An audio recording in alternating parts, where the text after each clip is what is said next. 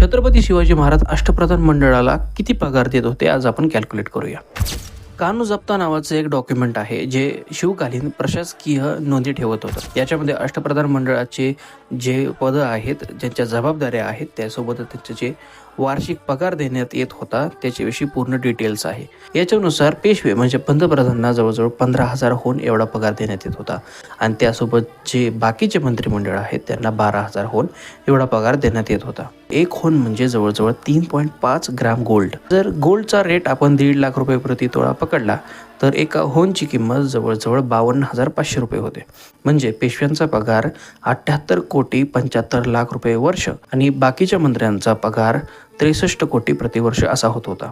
पण सर्वात महत्त्वाचं म्हणजे छत्रपतींनी वतनदारी पद्धत काढून ही वार्षिक पगार देण्याची पद्धती का सुरू केली? कारण वतनदारीमध्ये एका जागीर म्हणजे एक जमिनीचा तुकडा त्या व्यक्तीला दिला जातो आणि कालांतराने ती व्यक्ती स्वतःला त्या जागेचा मालक समजू लागते.